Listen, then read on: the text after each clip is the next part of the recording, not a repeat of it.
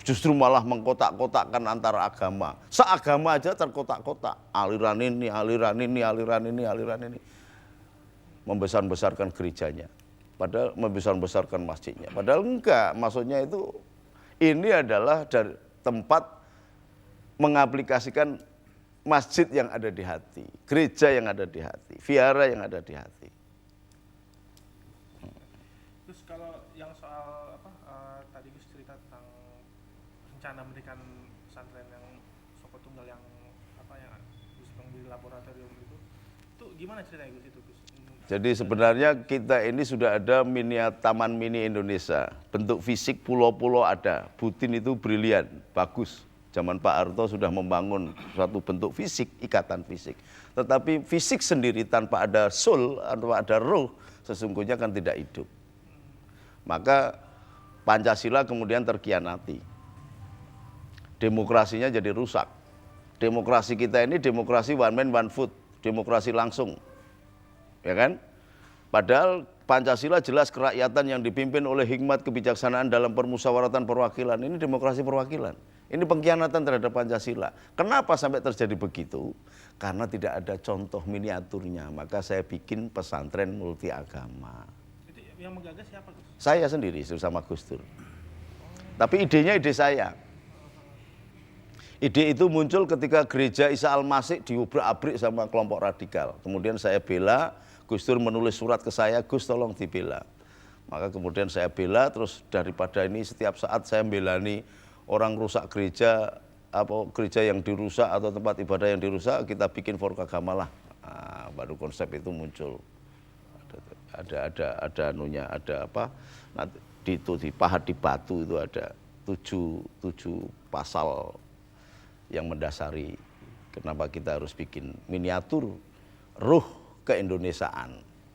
Nanti gambarannya seperti apa nih tepatnya? Jadi ya kayak gundelet bulat begini, di sini masjid misalnya, di sini ada perguruan tinggi TK dan sebagainya.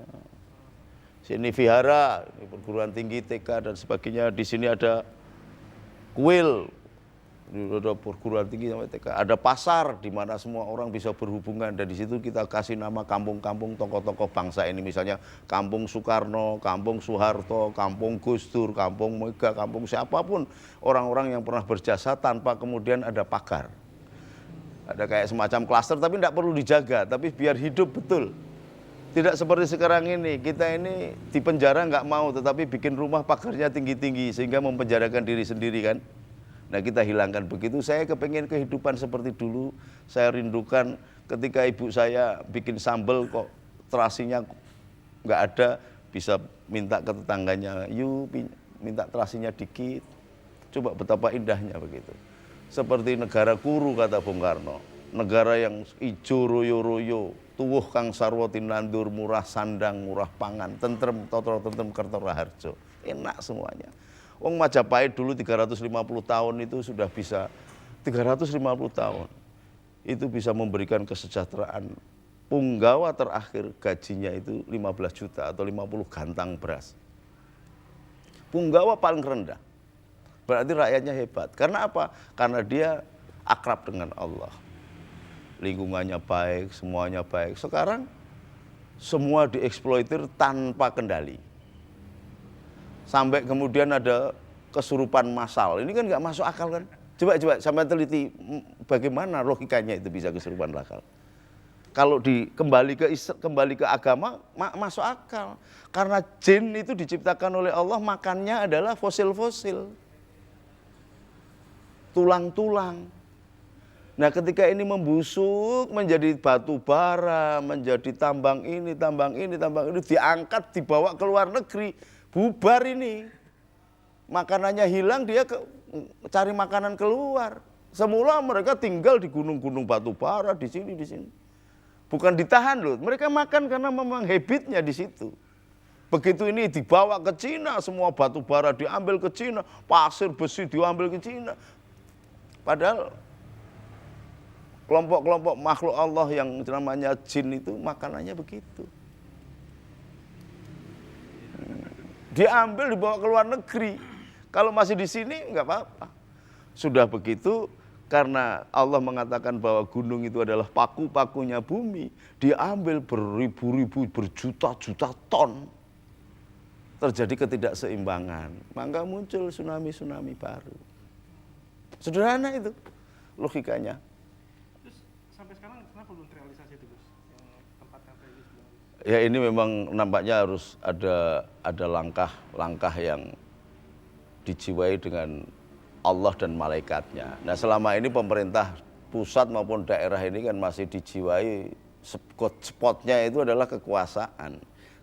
Spotnya itu adalah sektarian. Spotnya itu adalah harta dan benda. Tidak pernah melihat spot itu adalah keadilan. Kalau keadilan itu adalah warna Allah, nama Allah dari Adala. Kalau spotnya adalah Ar-Rahman, cinta, kasih, maka itu nama lain dari Allah. Itu akan jadi baik. Maka tidak ada upaya ke sana. Saya sudah sampaikan ke gubernur, saya sudah sampaikan ke Mabes TNI, semuanya sih tepuk tangan, semuanya hebat. Tapi lebih rela dimakan oleh koruptor-koruptor itu daripada lebih rela membangun Hambalang yang 2, sekian triliun untuk hanya sekedar fisik jasad saja. Tapi pembangunan rohnya tidak ada. Padahal ini ideologi yang sangat luar biasa. Gus Dur dulu mengatakan, Gus munculkan ini supaya nanti ada isme baru di internasional. Karena selama ini yang ada adalah Kristen radikal diwakili George Bush pada waktu itu, dan Islam radikal diwakili oleh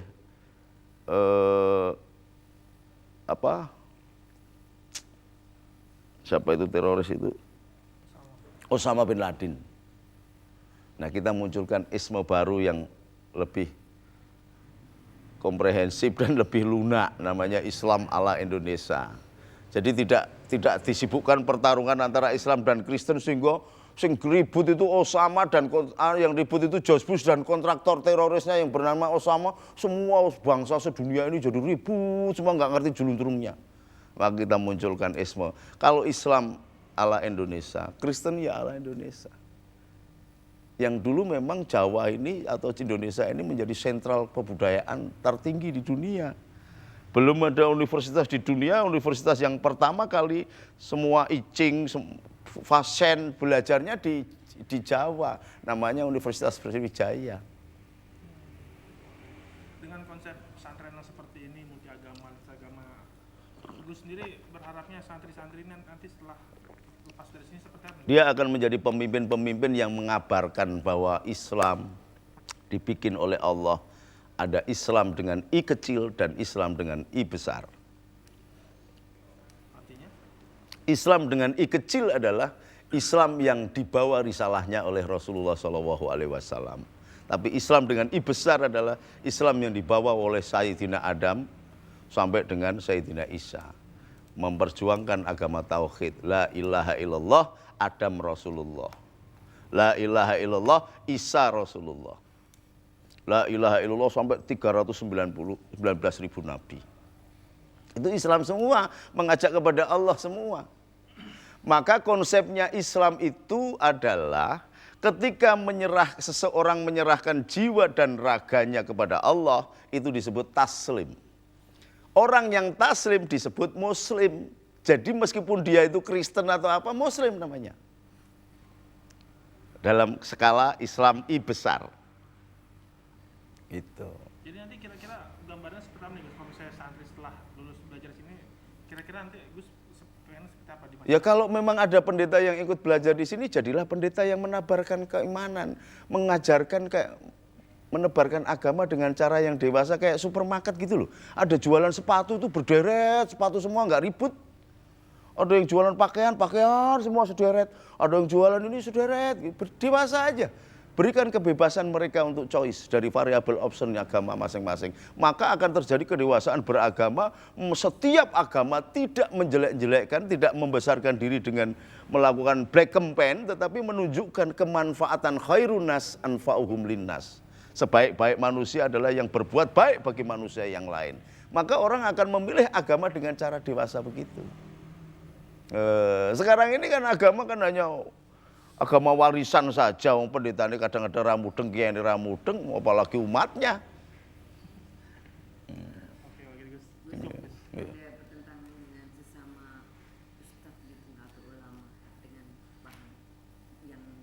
pasti.